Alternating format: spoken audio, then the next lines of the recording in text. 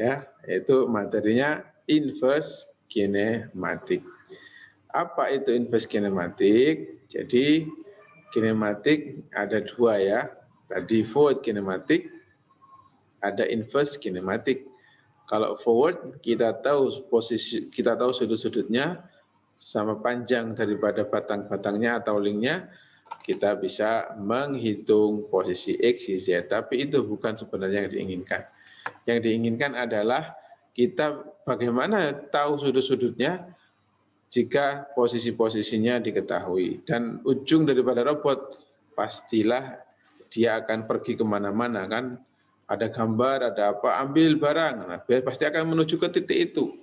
Nah, koordinat itu sudah diketahui. Nah, bagaimana koordinat itu bisa diterjemahkan ke dalam sudut sehingga bisa langsung dikirimkan ke masing-masing join. Ya, contoh sederhana ini ya. Ini ada contoh sederhana. Untuk yang tidak sederhananya kita coba minggu depan ya, bukan minggu depan, hari Kamis insya Allah. Ini contoh sederhananya, ada dua join di sini ya. Satu joinnya adalah revolute join atau sendi ini, dia muter ke sana sejauh theta 1, dan ada join prismatik linear, masuk keluar masuk ya. Ya, keluar masuk ini bisa putar, ini keluar masuk. Nah sekarang kalau ini kan enak ya, cuma theta 1 aja kan, hanya diminta mencari theta 1. Kalau kita diketahui posisinya, X-nya ini pindah ke sini kan, namanya siapa tadi, si X-nya kan bisa pindah kemana-mana kan, bisa ke sini, bisa ke sana kan, kemana-mana. Kalau diketahui posisi di sini, maka kita akan bertanya berapa sudutnya yang harus diberikan kepada join ini. Ya, karena di sana ada target. Misalkan anggap aja tracking ya, ini ada tracking objek kan, ini kan tracking jalan-jalan. Nah tracking itu anggap aja ada kamera vision mendeteksi sebuah objek, maka kamera visionnya hanya bisa menerjemahkan ke dalam sumbu X, Y. Oh targetnya itu ada di X, Y. Maka kemudian sistem kontrolnya akan memberitahu perintah, oh kamu harus theta satunya sekian dan pergerakan translasinya sekian. Itu dalam aplikasinya ya. Maka sekarang bagaimana mencari sudutnya? Nah, kalau kita melihat di sini, maka sudutnya adalah arkes tangan Y dibagi dengan X kan begitu. Ini kan sumbu X, ini sumbu Y. Berarti ini ya arkes tangan Y dibagi X. Kalau kita tahu Y sama X, ya kita ketahuilah sudutnya kan begitu. Sederhana kan? Nah, kemudian kalau mencari panjangnya, gimana panjangnya? Panjangnya ya pakai rumus ini, X kuadrat tambah Y kuadrat di akar, sudah selesai. Ya, ini inverse kinematik paling sederhana. Jadi kalau diberikan posisi di sini, misal ya kondisinya ini anggap aja bidang X ya, bidang XY ya, ini 2 dimensi, tidak 3 dimensi. Misal robotnya ingin pindah ke sini, ingin dipindah ke sini, ingin dipindah ke sini. Ini diberitahukan, oh ini adalah perpindahannya misalkan 30,15 kan gitu. Misalkan yang di sini adalah ini berapa kira-kira ya? Misalkan 5,20 misalkan ya. Nah, yang di sini perpindahannya berapa di sini? Ini misalkan ke sana minus ya. Minus 10,25 misal. Nah, sini kan yang diketahui kan hanya X-nya saja. Ini titik-titiknya saja kan, titik ini saja dengan variabel ini X, Y-nya, ini X, Y-nya, ini X, Y-nya. Nah, berarti yang harus kita lakukan apa? Memberikan theta 1 dan memberikan S-nya. Ya. Jadi begitu. Sekarang berarti caranya gimana ya? Kita hitung theta satunya berapa. Coba hitung theta satunya untuk kasus ini. Berarti arkes tangan 15 dibagi 30. Arkes tangan setengah berapa? Anggap aja arkes tangan 30, arkes tangan setengah tadi sekitar 30-an. Oh, berarti tetesannya 30. Sekarang ini jaraknya berapa? S-nya. Ya tinggal dihitung S-nya berapa. Ya, 30 kuadrat tambah 15 kuadrat di akar. Ini kan sudah fix yang sini panjangnya. Berarti tinggal sisanya. Hasilnya S-nya ini berarti panjangnya dia menjoroknya ini keluarnya adalah S dikurangi dengan fix panjangnya ini. Sudah. Itu kontrol, namanya kontrol inverse kinematik ya. Itu namanya apa? Inverse kinematik. Itu yang paling sederhana. Oke, ini tadi katanya 2526,56 ya. Kira-kira seperti itu ya. Ini sekarang kalau pindah ke sini berapa? Ya, berarti nanti itu otomatis robotnya akan pindah-pindah karena kita menghitungkan bagi robot itu sudut dan apanya? Dan ininya pergerakannya ini masuk keluar masuknya ini.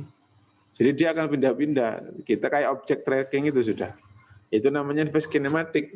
Kita menyediakan bagi robot sudut-sudut setelah kita menghitungnya dari posisi X yang diinginkan. Ya, ini tadi satu revolut, satunya prismatik. Ya, sekarang kalau kedua-duanya revolut. Nih, misalkan kedua-duanya adalah sudutnya ada sudutnya. Ini lebih kompleks lagi. Kalau untuk kasus ini menariknya inverse kinematik ya. Inverse kinematik itu dia ada sifat namanya redundansi. Maksudnya apa? Untuk posisi yang sama, mungkin saja sudut θ satunya itu akan membentuk seperti ini θ 1, ini θ 2. Bisa juga seperti ini, sama-sama ujungnya di tempat yang sama. Ya, sehingga dikatakan tidak ada unique solution. Tidak ada solusi yang unik. Makanya disebut redundansi. Ada kemungkinan, beberapa kemungkinan seperti ini. Ini baru 2, kalau ada banyak, ya potensi redundansinya ada lebih banyak lagi. Ya. Nah, sekarang untuk kasus yang ini bagaimana mencari inverse kinematiknya? Jadi mencari inverse kinematiknya berarti di sini tugas kita mencari rumus θ 1 sama θ 2. Cari rumusnya dulu. Nanti dimasukkan ke dalam program, kalau itu mau Arduino bisa ya. Yang penting tracking objeknya dari gambar visualisasi bisa memberikan target titik X, Y.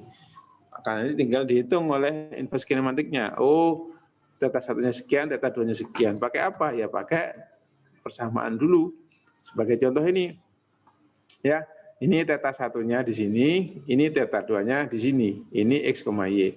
Kalau langsung ada alfa, ya, maka kita perlu menggunakan persamaan-persamaan ya untuk mencari θ 1 dan θ 2, mencari rumus θ 1 dan rumus θ 2. Jadi poinnya apa? Mencari rumus θ 1 dan mencari rumus θ 2. Ya, anggap aja ini. Sekarang kita kalau menggunakan hukum kosinus ya, ingat ini dulu waktu SMA, C kuadrat sama dengan A kuadrat ditambah B kuadrat dikurangi 2AB kali cos C. Ya. Sekarang AC kuadrat mana? Saya hapus dulu. C kuadrat ya ini. Panjangnya ini ya. Itu panjangnya apa? E kuadrat tambah Y kuadrat. A kuadrat mana? Ya ini. A kuadrat. B kuadrat mana? Ya ini. Ya. Nah, berarti di sini dikatakan cos C ya. Cos C yang mana? Ini C. Ini cos C. Berarti ini kan θ 2. Ini berarti 180 dikurangi θ 2 ini. Ya, jadi ini cos C atau cos 180 dikurangi θ 2. Sehingga dari sini kalau kita gunakan rumus ini maka kita dapatkan X kuadrat tambah Y kuadrat sama dengan L1 kuadrat tambah L2 kuadrat dikurangi 2L1 kali L2 kali cos ini. Hitung sampai sederhanakan jadi persamaan ini, akhirnya ketemulah cos θ 2 sama dengan ini, sehingga ketemu θ 2 arkes cos X kuadrat tambah Y kuadrat dikurangi L1 kuadrat dikurangi L2 kuadrat dibagi 2 kali L1 kali L2. Ya. Nah, di sini ini ada redundansi karena θ 2 bisa ada dua kemungkinan. Pertama dia di kuadran pertama atau di kuadran keempat ya. Ingat di sini. Ini kuadran pertama, ini kuadran keempat. Nilai cos yang positif. Ya. Ya, ini contoh menghitung θ 2. θ 1-nya bagaimana? Ini sin B dibagi, ingat selalu gunakan rumus trigonometri ya. Ini untuk hitung-hitungannya seperti itu. Sin B per B dibagi sama dengan sin C per C. Sin B adalah sin theta 1. Sin C yang mana? Ya, theta 1 di sini. Sin C yang mana? 180 min theta 2 ya. Dipakai rumus ini maka nanti akan ketemu theta 1 sama dengan perkiraan theta 1 ditambah alfa. Sedangkan alfa adalah arkes tangen 2 per YX sehingga didapatkanlah theta 1 adalah ini.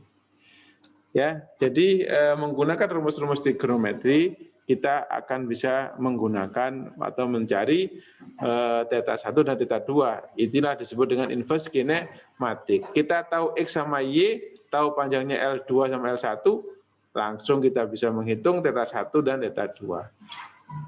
Kita menghitungnya secara geometris menggunakan hukum trigonometri. Yang lebih menarik lagi menggunakan rumus aljabar ya.